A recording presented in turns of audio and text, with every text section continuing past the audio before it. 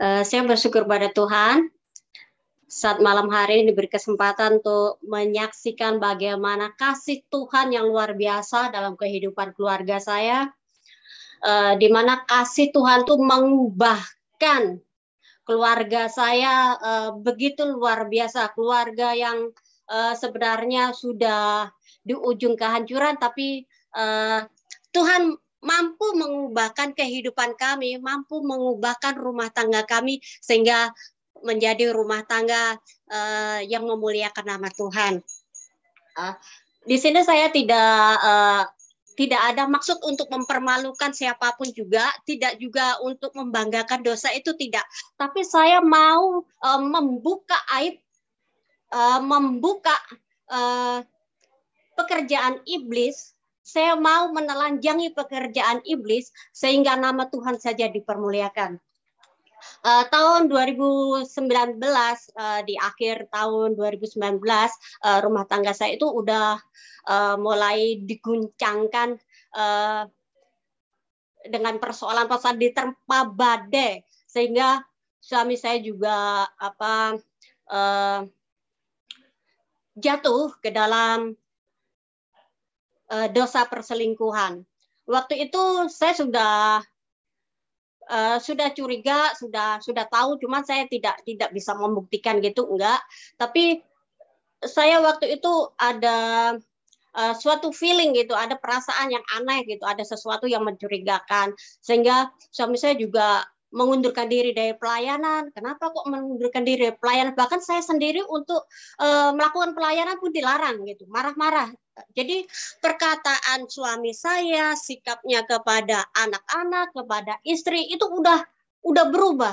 Jadi dulunya itu kata-kata dia itu nggak pernah istilahnya itu menyakiti hati istri, tiba-tiba menjadi kasar, bahkan sangat menyakitkan, bahwa pada anak-anaknya juga begitu kasar, sehingga saya itu sebagai istri itu merasa sakit hati dan menyimpan banyak sekali kepahitan.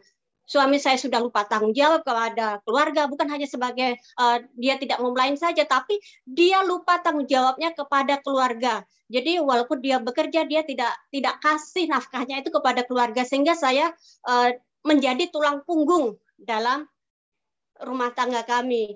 Saya harus kerja banting tulang untuk menghidupi anak-anak saya. Dan di situ ada banget kepahitan, sehingga saya sampai sakit, baik hati saya sakit, tapi fisik saya juga terlebih sakit. Saya sampai jatuh sakit, banyak sekali komplikasi yang terjadi dalam tubuh saya. Saya ada sakit jantung, ada asma, juga pernah juga mengalami sakit tumor, dan yang terakhir ditambahin lagi adalah sakit ginjal. Waktu itu saya berpikir, aduh, gimana ya, saya merasa sendiri saat itu. Tidak ada orang yang mendukung saya. Saya merasa sendiri. Suami saya yang seharusnya bisa mengayomi saya, udah seolah jauh dari saya. Saya mau mengadu kepada keluarga, juga nggak mungkin. Justru saya dihakimi. Jadi saya merasa sendirian. Hingga pada akhirnya, hampir setahun, saya akhirnya dengan melewati perkenalan di Facebook. Waktu itu Facebooknya Pak Dani itu pelayanan doa. Jadi waktu itu saya entah kenapa waktu itu saya tidak pernah terbuka pada siapapun. Karena apa? Saya malu. Karena apa? Suami saya itu seorang hamba Tuhan. Kenapa harus jatuh pada perselingkuhan? Bahkan rumah tangga saya di ujung kehancuran. Suami saya udah menggugat saya cerai, dan dia punya tekad untuk meninggalkan saya dan bersatu dengan wanita lain. Jadi saya itu merasa hancur, juga malu gitu. Jadi saya nggak pernah terbuka. Nggak tahu kenapa kok lewat Facebook ini terus saya cuman inbox gini. Tolong doakan supaya keluarga saya dipulihkan. Nah, waktu Pak Dani berserta teman-teman itu VC saya itu, saya cuma bisa nangis. Saya nggak bercerita apapun. Saya cuma bisa nangis. Tapi waktu mereka mengajak doa itu dalam bahasa roh gitu. Waktu berdoa bahasa roh, dan ketika mereka berdoa satu-satu itu, kok yang didoakan soal perzinahan, soal perselingkuhan gitu kan. Jadi saya semakin menangis, saya semakin disentuh gitu. Terus akhirnya Pak Dani juga mendoakan rumah saya, mendoakan suami saya gitu. Terus akhirnya saya ada kelegaan. Ketika habis doa itu saya ditanya, ada seorang ibu minta maaf sama saya. Ibu Sukian minta maaf sama saya, Bu, minta maaf saya tadi kok tiba-tiba berdoa begini. Mohon maaf loh Bu, bukan maksud saya menyinggung kalau keluarga Ibu hidup dalam persinahan. Saya bilang, oh nggak apa-apa Bu, memang iya. Memang benar, kalau dalam kutub persinahan memang benar. Karena orang tua saya dulu itu pernah meninggalkan saya itu 24 tahun untuk lupa tanggung jawabnya dan dia bersenang-senang dengan perempuan lain. Saya ditinggalkan bersama orang tua saya. Sementara dari pihak suami pun begitu. Papanya juga sama seperti apa yang saya alami, papanya juga seperti itu. Jadi kami terikat dalam kutub perzinahan. Jadi walaupun kami itu tanpa kami sadari bahwa itu terjadi juga dalam kehidupan keluarga saya. Hingga akhirnya setelah berdoa itu saya merasa ada kelegaan gitu. Waktu saya udah beberapa hari gitu, saya tuh sakit, saya kambuh gitu, merasa sesek, udah nggak bisa, seolah udah nggak bisa bertahan gitu. Saya cuman gini, Tuhan, apa sih sebenarnya yang harus aku lakukan? Tuhan, salah apa aku? Seolah-olah saya itu menyalahkan Tuhan. Salah apa saya? Saya waktu menikah dengan suami saya nggak sembarangan. Saya bertanya sama Tuhan, dan Tuhan memang tunjukkan itulah memang jodoh saya. Tapi kenapa yang saya dapatkan begini? Orangnya menyakiti hati saya gitu. Terus yang saya terima justru seperti ini. Tuhan, apa salah saya? Terus waktu itu Roh Kudus mengingatkan saya, mengingatkan waktu kami menikah, pemberkatan nikah itu firman Tuhannya itu, dirikan rumah tanggamu itu berlandaskan, berpondasikan kasih Kristus.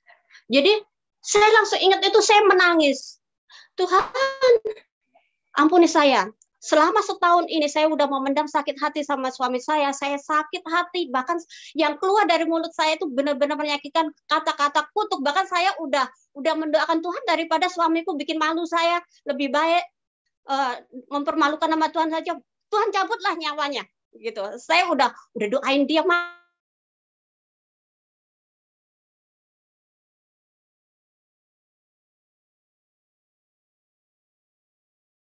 Saya melandasi rumah tangga saya berdasarkan kekuatan saya sendiri, cinta manusia. Tetapi ketika saya ingat cinta Tuhan itu tidak terbatas, tidak pernah habis, bahkan dia memberikan nyawanya untuk kehidupan kita, untuk menebus dosa kita. Di situ saya sadar, apa yang saya lakukan ini belum disebanding dengan apa yang Tuhan Yesus lakukan sama saya. Berarti saya harus mengampuni, saya harus merubah kata-kata saya, doa-doa saya.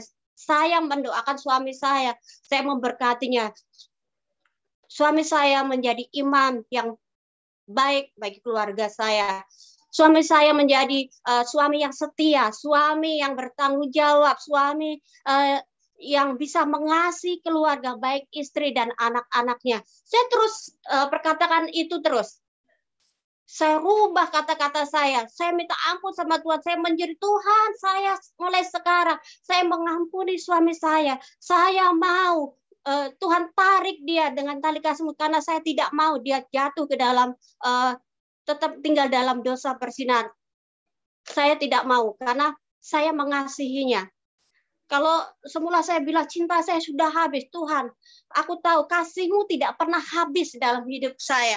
Saya juga mau melandasi rumah tangga kami ini dengan kasih-Mu Tuhan, sehingga kasih dalam keluarga kami ini terjadi sesuatu pemulihan, pembaruan. Dan pada akhirnya suami saya juga kembali, suami saya mencabut gugatan cerainya itu dicabut, dan dia minta maaf kepada saya mau melanjutkan pernikahan ini, karena saya tahu kalau saya mengakhiri pernikahan ini berarti saya keluar dari rencana Tuhan, karena rencana Tuhan itu indah. Berarti kalau saya keluar dari rencana Tuhan dalam pernikahan kita, berarti saya masuk ke dalam rencananya iblis, dan itu berujung pada kebinasaan. Dan waktu itu juga dia ambil keputusan, dia ambil HP. Karena perselingkuhan itu tidak dilakukan dengan tatap muka, tetapi lewat HP. Dia lakukan di depan saya.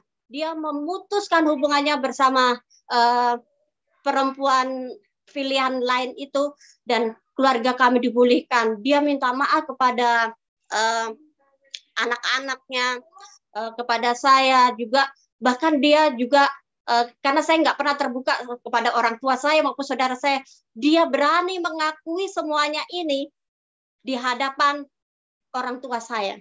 Di hadapan mama saya, dia minta maaf. Saya minta maaf sudah menyakiti hati ibu, hati anak ibu. Saya minta maaf, tapi saya mau memperbaiki semuanya. Saya mau memulai dari awal, dan saya mau hidup memuliakan nama Tuhan. Dan puji Tuhan, pada saat itu waktu saya melepaskan pengampunan, ada perubahan yang besar, yaitu kesembuhan terjadi dalam hidup saya, juga pemulihan yang luar biasa yang terjadi dalam kehidupan rumah tangga.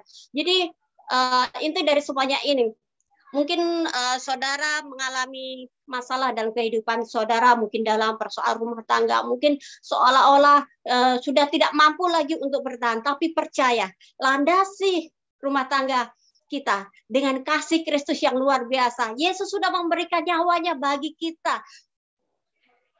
Penderitaan kita ini tidak sebanding kalau kita bandingkan dengan penderitaan Kristus yang sudah memberikan nyawanya. Kita nggak sampai berkorban nyawa, cuman mengampuni. Jadi memang secara daging memang susah, tapi dengan kekuatan dari Roh Kudus kita bisa mampu mengampuni orang-orang yang menyakiti hati kita. Dan apapun juga itu, sakit penyakit apapun itu yang kita derita, kalau kita mau membuang akar kepahitan, dan kalau kita percaya bahwa Yesus sudah menanggung sakit penyakit kita, segala sakit penyakit kita sudah disembuhkan. Seperti yang saya alami hingga saat ini, saya bisa hidup sehat, saya bisa melayani kembali bersama suami saya di Harvest. Saya bersyukur di Harvest ini tidak memandang masa lalu kami, tetapi justru mendorong kami untuk maju di dalam Tuhan, di dalam pelayanan itu semakin mendorong dan memberikan ilmu yang selalu baru dan baru. Jadi pewahyuan yang terjadi di Harvest ini semakin hari semakin diperbaharui. Semakin Tuhan singkapkan rahasia-rahasia firman Tuhan yang harus kita lakukan dan kita berbuat untuk di dalam penginjilan, di dalam melayani Tuhan. Puji nama Tuhan, itu yang dapat saksikan, biarlah dapat menjadi suatu pembelajaran dan menjadi berkat bagi kehidupan kita semua. Puji nama Tuhan. Terima kasih Bu Yanti. Yes,